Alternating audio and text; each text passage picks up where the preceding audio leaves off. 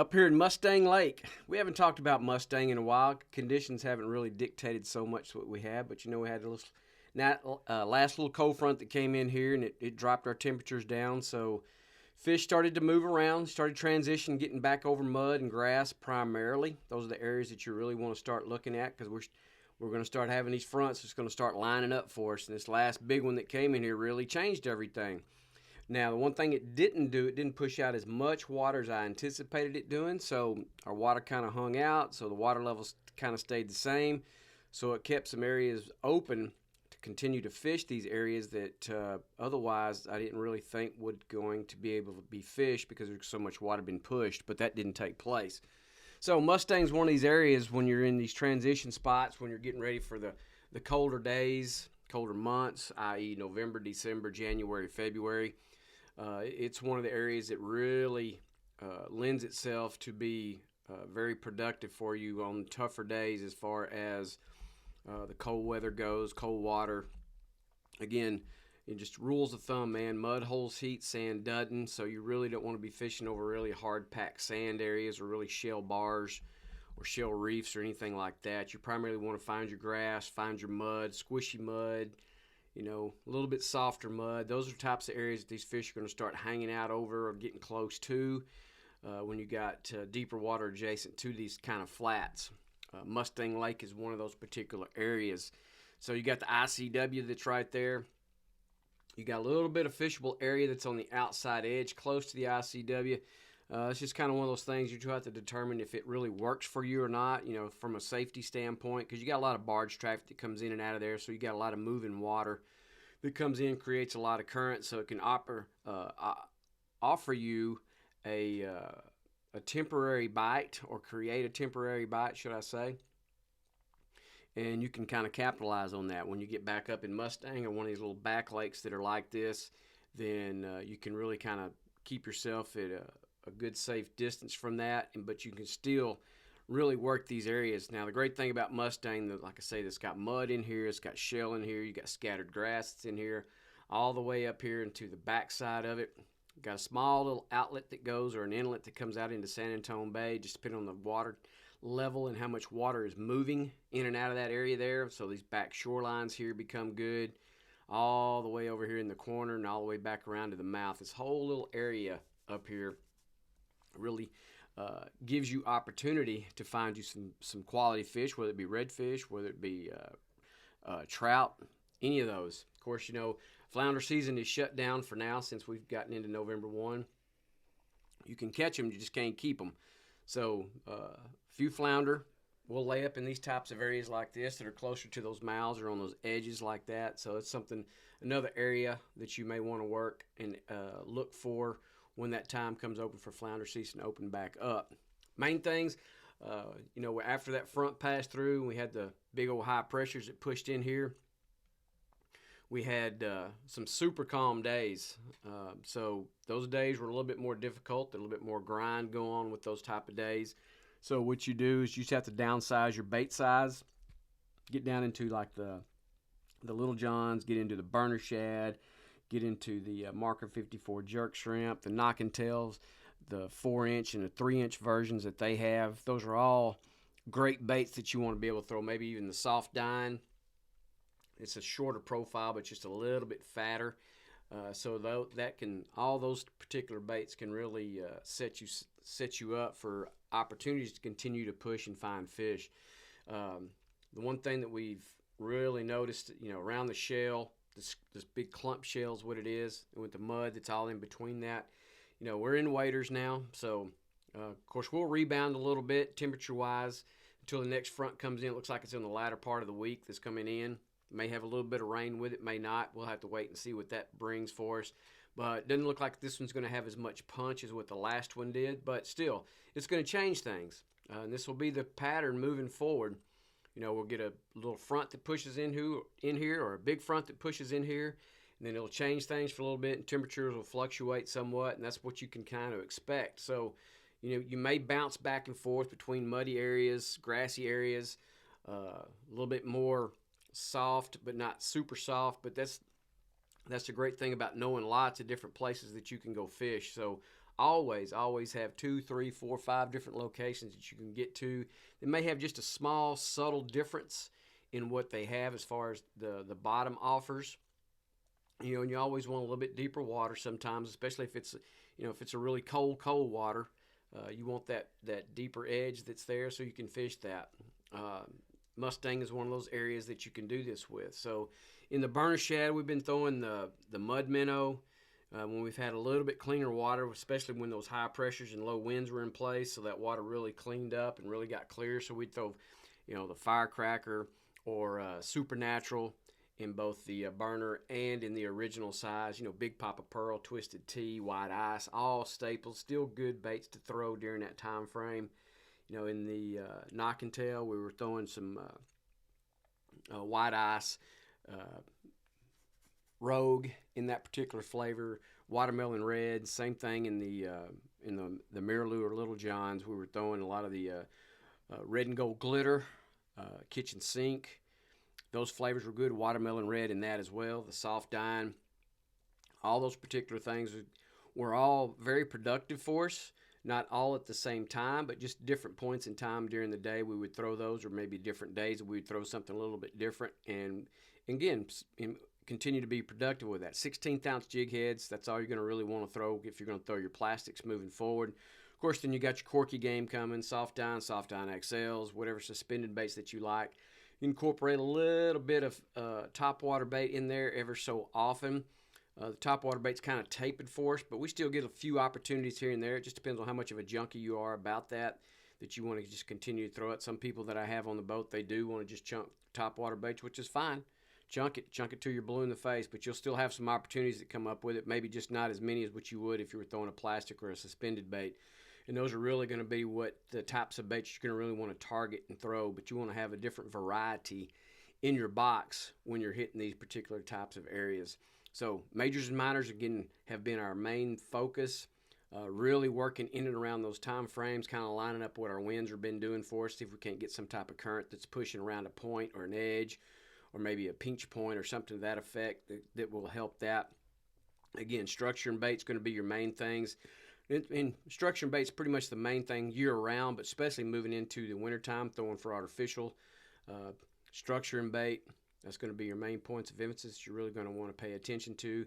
If you got trips that are going to be scheduled that you're going out on, make sure that you pay attention to what your weather patterns are going to be doing, because it will play a major factor in your fishing day. Down here in Allen's Bight area, all the way down to the Ranch House, to Blind Pass, all these areas here, the back lakes, you've got these areas here, there, and they'll protect for you on a northern that's coming in. If you can get there safely without just taking too much of a tail whipping to get across the bay, you can get protection from behind Mud Island if you want to get back up into Allen's there, but it lends itself, again, with the water levels that we've had. Again, this big front that came in here did not push out as much water as I anticipated to push out.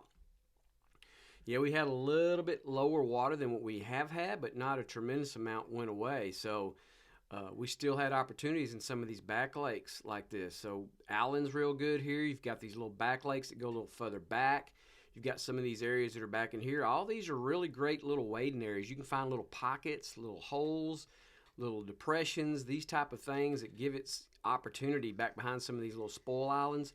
The one thing that's really came into play for us, of course, we knew it right off the bat on early Saturday morning, was duck season's wide open. And there was plenty of shooting that went on, so that's another thing that's going to kind of factor into you, especially if you're going to go back in here in these back lakes. There's lots of duck hunters and airboats that are running back here that are running either just regular hunting trips or maybe running a blasting cast. So something to take in consideration if you're going to try to get back into these areas early on a weekend day or maybe a weekday or whatever. So just remember that. But we've had opportunities back in some of these areas, but fishing these back shorelines here in Allen's, getting off on this point around the shell there and the grass. Again, the one main thing that's been consistent, doesn't matter if you're in the spring, summer, winter, fall, whatever, your main thing that's going to be the common denominator, no matter what's going to be grass. You find areas that's got grass holding for you, whether it's be knee deep, waist deep, ankle deep, whatever. As long as you got grass that's working in these areas, you're going to give yourself opportunities. As long as you got bait working in the area, again, structure and bait, two main things that you want to work, especially moving forward into our winter months. That's a very key thing.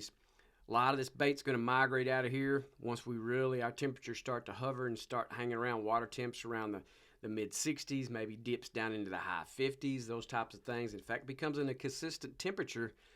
A lot of this bait's going to move and go further south. So the main thing that's left around here is going to be either shrimp or mullet.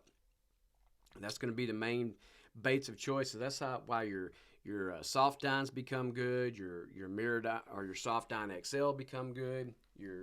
The corky game becomes really good. If you like throwing all those types of different things, lots of different options there.